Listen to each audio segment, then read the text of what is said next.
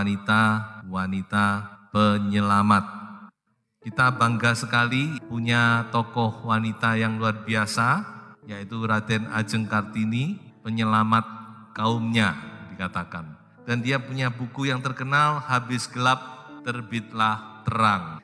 Dia mengangkat emansipasi wanita, sehingga wanita sekarang sama dengan pria. Di dalam Alkitab juga ada banyak sekali tokoh wanita yang luar biasa, yang menjadi penyelamat. Saya akan mulai dengan membaca 2 ayat terlebih dahulu. Yang pertama di dalam Amsal 19 ayat 14. Rumah dan harta adalah warisan nenek moyang, tetapi istri yang berakal budi adalah karunia Tuhan. Amin, saudara. Percaya bahwa istri saudara istri yang bijak. Ayat kedua, Amsal 14 ayat 1. Perempuan yang bijak mendirikan rumahnya, tetapi yang bodoh meruntuhkannya dengan tangannya sendiri. Jadi jelas dari 2 ayat ini saudara, peranan wanita itu sangat penting. Wanita itu bisa menjadi penyelamat, tapi juga bisa menjerumuskan. Juga ada dalam Alkitab contoh-contoh wanita yang menjerumuskan. Sebab itu saudara-saudara, kita mau melihat profil wanita-wanita penyelamat yang ada di dalam Alkitab. Sebab itu kita mau belajar dari Alkitab. Bagaimana sih menjadi seorang wanita penyelamat itu? Saya akan berbicara dari 4 hal, mulai dari skop yang paling kecil sampai skop yang paling besar. Pertama, yaitu penyelamat suami. Yaitu seorang wanita yang bernama Sipora. Siapa Sipora ini? Istrinya siapa? Musa. Tidak banyak yang tahu. Taunya cuma Musa. Istrinya namanya Sipora. Memang wanita itu luar biasa, saudara. Seringkali suaminya terkenal di mana-mana, tapi si istri tidak terkenal. Padahal si istri itu yang perannya lebih hebat. Sipora ini, kalau tidak ada Sipora, tidak akan ada Musa. Tidak ada ceritanya Musa. Jadi Sipora ini pernah berjasa luar biasa, walaupun namanya tidak pernah diunggulkan, bahkan banyak yang juga tidak tahu kalau dia adalah Mrs. Musa, Nyonya Musa. Tapi saudara-saudara, Sipora ini pernah menyelamatkan suaminya. Jadi Musa ini berutang nyawa dengan Sipora. Di dalam Keluaran pasal 4 ayat 24 sampai 26. Jadi satu kali saudara-saudara, ketika Musa di pasal 3, Allah memanggil Musa dan Musa akhirnya diutus oleh Allah untuk kembali ke Mesir untuk membebaskan umat Israel. Tapi di pasal yang keempat, Allah itu mau membunuh Musa. Luar biasa bukan? Jadi Tuhan itu kita tidak mengerti kadang-kadang ya. Jadi Allah itu mau membunuh Musa dikatakan. Dalam perjalanan Musa mau ke Mesir itu. Tidak tahu dengan cara apa, ada yang menafsirkan Musa waktu itu sakit parah atau bagaimana ya. Firman Tuhan berkata, Allah mau membunuh Musa, mau menghabisi nyawa Musa. Nah ini sungguhan, tidak main-main ini saudara. Bukan guyon-guyon ini Tuhan ini. Berarti Musa ini melakukan hal yang serius ya, kesalahan serius bukan? Kesalahan apa yang dilakukan Musa? Dalam Alkitab dikatakan bahwa dia lupa menyunat anaknya. Nah ini untung. Yang namanya Sipora ini dia peka. Makanya wanita ini berkat ya, karena wanita itu punya kepekaan yang tinggi. Dia lebih peka. Ini tidak bisa tidak. Wanita itu punya kepekaan, lebih sensitif dari pria. Dia peka. Apa yang terjadi dia tahu. Apa penyebabnya dia tahu, walaupun dia tidak diberitahu. Dia langsung ambil pisau, dia sunat anaknya. Lalu kulit katan anaknya itu yang masih berdarah, ditempelkan di kaki Musa. Dan surutlah amarahnya Tuhan. Tuhan gak jadi membunuh Musa. Ini memang hal yang unik ya. Jadi dikatakan bahwa Sipora, dia menempelkan itu kulit katan yang berdarah di kaki Musa. Dan kemudian Tuhan tidak jadi membunuh Musa. Bahwa Sipora sudah melaksanakan kebenaran. Memang bagi kita sunat itu tidak ada artinya. Tapi bagi orang Yahudi keturunan Abraham, maka sunat itu punya arti yang besar, saudara. Sunat itu tanda perjanjian Allah dengan Abraham. Di dalam Kejadian pasal 16. Itu adalah tanda bahwa seseorang itu menjadi masuk dalam satu janji dengan Allah, menjadi umat Allah. Ini kebenaran. Jadi saudara-saudara, Sipora itu sebenarnya bukan orang Yahudi, bukan. Tapi dia mengerti, mungkin dia mengerti dari Musa ya, karena Musa pasti sharing dan sebagainya. Dan dia tahu kebenaran ini, dan dia lakukan kebenaran. Di dalam kepekaannya itu dia lakukan kebenaran, dan itu yang menyelamatkan Musa. Kebenaran yang dilakukan oleh Sipora itu yang menyelamatkan Musa. Jadi kalau tidak ada Sipora, Musa sudah mati. Jadi apa yang saya bisa tangkap di sini adalah kebenaran. Kebenaran itu menyelamatkan. Makanya sebagai seorang istri harus mengerti kebenaran dan harus melakukan kebenaran. Penting, itu bisa menyelamatkan suami Anda. Nah, saya mau pesan kepada istri-istri, saudara harus berpegang kepada kebenaran supaya selamat. Keluarga Anda selamat, suami Anda selamat, anak-anak Anda selamat. Jadi wanita itu harus benar-benar benar. Kenapa kok demikian? Tentu pria juga, tapi wanita itu harus lebih pegang itu kebenaran. Kalau saudara pegang kebenaran, kalau toh suami saudara misalnya delewar-delewar didik, ya, saudara masih lurus, suami itu. Nah, contohnya adalah Safira, Ananias Safira, ingat bukan? Andai kata Safira itu masih benar, selamat Ananias dan Safira. Coba saudara, kalau Safira ini benar, orangnya lurus, nggak bisa diajak kong kali kong, selamat Ananias. Tapi karena Safira juga tidak punya prinsip, nggak bisa pegang kebenaran, Ananiasnya juga mengsle, sama-sama mengsle, sama-sama mati. Jadi ini saudara, satu hal yang penting yang harus dimiliki oleh seorang wanita, punya prinsip kebenaran firman Tuhan. Pisau batu itu saya percaya juga bicara tentang Kristus sebagai kebenaran. Firman Allah yang tajam itu. Ya, memang sakit kadang-kadang. Tapi kalau itu menyelamatkan, harus kita tegakkan itu kebenaran firman. Penyelamat suami, Sipora. Kedua, Rahab, penyelamat keluarga. Saudara tentu tahu bukan, Rahab ini orang yang bagaimana? Dia itu sebenarnya punya background itu kurang baik. Maaf kata, dia seorang PSK di kota Yeriko. Saudara mau tahu kisahnya, sudah bisa baca Yosua pasal 6. Tapi Rahab ini, walaupun dia punya background yang tidak baik, tapi dia bertobat. Dia percaya kepada Allah Yehova. Bahkan namanya masuk dalam silsilahnya Tuhan Yesus Kristus. Nah, Rahab ini, saudara, bagaimana dia menyelamatkan keluarganya? Dia menyembunyikan pengintai. Yosua kirim 2 pengintai untuk menyelidiki kota Yeriko. 2 pengintai ini mampir ke rumahnya Rahab. Nah, rupanya sudah diketahui oleh Raja Yeriko, sehingga 2 pengintai dicari-cari. Untung masih ada Rahab. Rahab sembunyikan dia di bawah jerami. Selamat akhirnya. Jadi apa yang bisa saya pelajari dari pribadi Rahab? Tentu pertama dia punya keberanian. Ini mengandung resiko nyawa. Dan yang kedua, saudara-saudara, firman Tuhan sendiri berkata bahwa Rahab itu punya iman. Dia bahkan masuk dalam deretan tokoh-tokoh iman. Ibrani 11 itu bicara tentang tokoh-tokoh iman. Dari bapak-bapak leluhur. Salah satunya Rahab. Dan firman Allah jelas berkata karena iman, maka Rahab perempuan sundal itu, firman Allah tidak tedeng aling-aling ya, backgroundnya diomongkan. Tidak turut binasa bersama-sama dengan orang-orang durhaka, maksudnya orang-orang Yeriko. Karena ia telah menyambut pengintai-pengintai itu dengan baik, kebaikan. Iman, kebaikan, ingat 2 Petrus kepada imanmu harus ditambahkan apa? 2 Petrus, perbuatan baik. Itu 2 Petrus 1, sudah baca itu. Ada step. Yang paling dasar adalah iman. Lalu kepada imanmu tambahkan apa? Perbuatan baik. Kemudian pengetahuan, kemudian ketekunan, kesalehan dan seterusnya. Jadi ini Rahab. Seorang yang punya iman.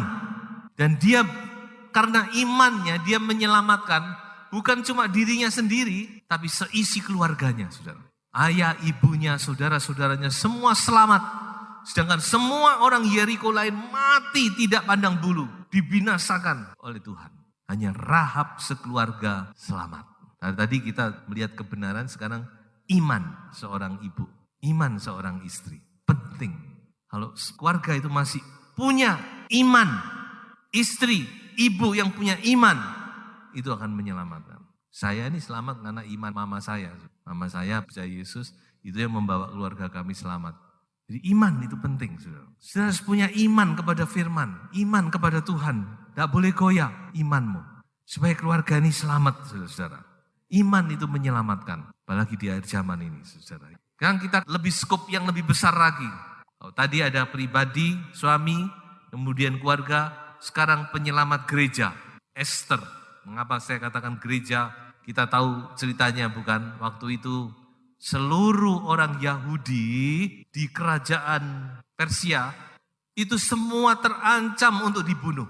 Ya, saudara mau tahu ceritanya, sudah baca Esther. Kisah yang luar biasa. Si Esther ini luar biasa, saudara-saudara. Tuhan memang pilih Esther, taruh dia pada satu posisi yang khusus, yaitu sebagai ratu. Dan saudara bisa lihat di situ bagaimana Tuhan bekerja secara luar biasa. Walaupun tidak ada nama Tuhan di dalam kitab Esther, tapi tangannya itu yang mengatur semuanya, saudara. Jadi Esther ini unik, karena di dalam kitab Esther itu tidak ada nama Allah disebut, tidak ada. Tapi kalau saudara perhatikan itu, alur daripada kejadian itu jelas itu Tuhan yang mengatur semuanya. Dan Esther diperhadapkan kepada satu pilihan yang sangat penting. Dia mau maju, mempertaruhkan nyawa, berbicara kepada raja, atau dia mau cari aman. Sudah, tidak peduli orang lain. Yang penting aku aman jadi ratu. Dia tidak peduli, bisa. Tetapi coba kita baca bagaimana Esther bersikap. Kita baca Esther pasal 4 ayat 15 dan ayat yang ke-16. Maka Esther menyuruh menyampaikan jawab ini kepada Mordekai. Pergilah, kumpulkanlah semua orang Yahudi yang terdapat di Susan. Susan itu ibu kota. Dan berpuasalah untuk aku. Janganlah makan dan janganlah minum 3 hari lamanya. Baik waktu malam, baik waktu siang. Aku serta dayang-dayangku pun akan berpuasa demikian. Dan kemudian aku akan masuk menghadap raja, sungguh pun berlawanan dengan undang-undang. Tidak boleh sembarangan masuk itu. Kecuali raja yang minta. Kalau terpaksa aku mati. Artinya raja marah dan dia harus mati. Kalau terpaksa aku mati, biarlah aku mati. Luar biasa ini. Jadi Esther, saudara-saudara, akhirnya dia mengambil satu keputusan. Oke, dia ambil resiko ini. Tapi dia juga tidak sembrono, tidak asal begitu, tidak mengandalkan diri sendiri, tapi dia mengandalkan Tuhannya. Dengan cara apa? Berpuasa. Firman Tuhan berkata, puasa itu besar puasanya. Kalau sudah tidak ada jalan, mentok, sudah menghadapi masalah yang sudah mentok, berpuasa. Ambil waktu berpuasa, memang tidak gampang, tapi itu memang salah satu senjata kita. Kalau sudah menghadapi hal semacam ini sudah nyawa, maka saudara berpuasa. Berdoa, berpuasa. Ini menyelamatkan. Jadi Esther sudah menjadi penyelamat gereja. Gereja waktu itu tentu orang Yahudi. Kalau sekarang adalah kita semua, Yahudi dan juga non-Yahudi. Dan yang terakhir, saudara-saudara, penyelamat dunia. Ini sudah tidak asing lagi, tokoh ini siapa? Maria, seorang wanita yang sederhana. Maria seorang dari kota kecil Nazaret. Dia bukan selebritis, dia adalah nobody, bukan siapa-siapa Maria. Secara manusia tidak ada kelebihan apa-apa. Tapi Tuhan dari sekian ratus juta orang mungkin di dunia waktu itu memilih Maria. Ini yang luar biasa bukan? Apa sih keistimewaannya kok Maria ini dipilih? Saya melihat minimal ada 3. Yang pertama, Maria ini punya hati hamba, saudara. Atau saya boleh katakan dia punya hati yang rendah, humble. Karena Tuhan tidak mungkin memakai orang yang tinggi hati. Bahkan dikatakan orang yang tinggi hati itu adalah kekejian bagi Tuhan. Jadi yang pertama, Maria itu hatinya hamba. Makanya ketika malaikat datang kepada Maria, Maria tidak berbantah-bantah. Walaupun dia tidak sepenuhnya mengerti. Dan bagi dia itu sesuatu yang luar biasa. Belum menikah kok tiba-tiba disuruh hamil. Wah itu saudara, apalagi dia sudah punya tunangan. Wah, dan belum lagi hukum agama waktu itu. Jadi bisa taruhan nyawa bukan? Tapi Maria cuma berkata, aku ini hambamu Tuhan. Apapun yang Tuhan mau jadilah. Biasa bukan? Hati hamba. Tuhan cari hati yang demikian. Tuhan gak mau berbantah-bantah. Tuhan bisa marah bukan? Musa sempat berbantah-bantah bukan? Karena dia merasa minder atau bagaimana. Dan Tuhan sempat marah loh sama Musa. Mari kita mempunyai hati yang demikian. Terbuka untuk pekerjaan Tuhan. Hati hamba, hati yang taat. Yang kedua, saudara-saudara. Maria ini dia suka sekali merenungkan firman Tuhan. Dia tipe wanita yang bukan wanita yang banyak omongnya. Tapi kalau Maria, dia itu suka, dikatakan oleh firman Tuhan, menyimpan dan suka merenung. Satu kebiasaan yang baik yang dia miliki. Apapun juga dia masukkan hati, dia renungkan. Ini yang juga saya rasa salah satu ya yang menyebabkan Tuhan memilih. Karena Tuhan tahu Maria bisa menyimpan rahasia-rahasia Allah. Nah ini saudara. Kenapa wanita harus setipe ini? Karena bisa menyimpan. Memang orang karakternya nggak sama. Ya, ada orang yang suka ngomong, ada yang memang tipenya pendiam. Tapi adalah lebih baik kalau saudara punya tipe seperti ini. Karena apa? Saudara tidak bocor. Firman Tuhan berkata jangan bergaul dengan orang yang bocor mulut. Kalau Maria sana-sana cerita ini, aku dipakai Tuhan luar biasa. Aku didatangi malaikat begini-begini. Wasus Tuhan tidak mau pakai pasti. Tapi Maria punya sesuatu yang khusus. Dia bisa menyimpan apa yang dia dapat. Rahasia-rahasia firman Tuhan, dia simpan, dia renungkan dalam hati.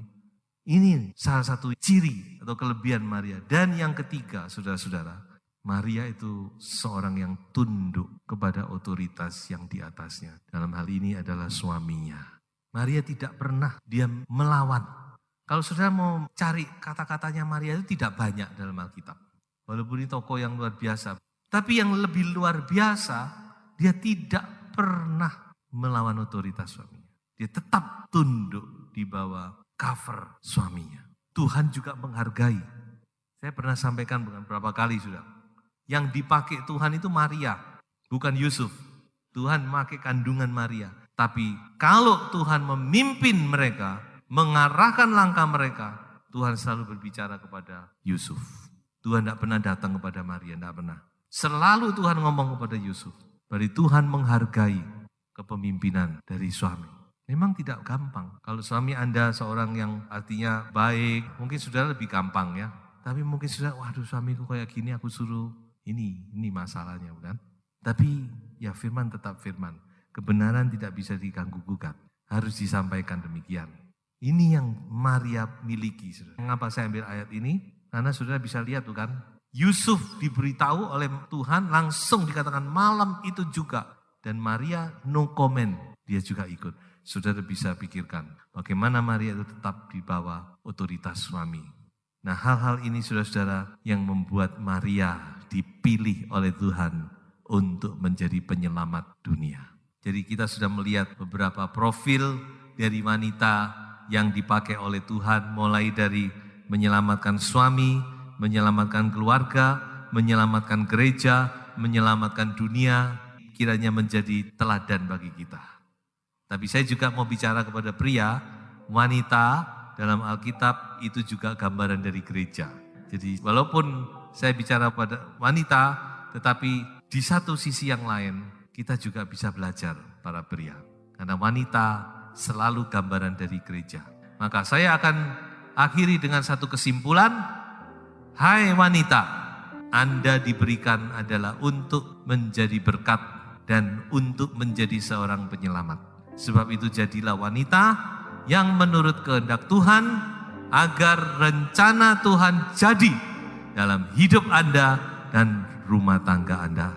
Tuhan Yesus memberkati.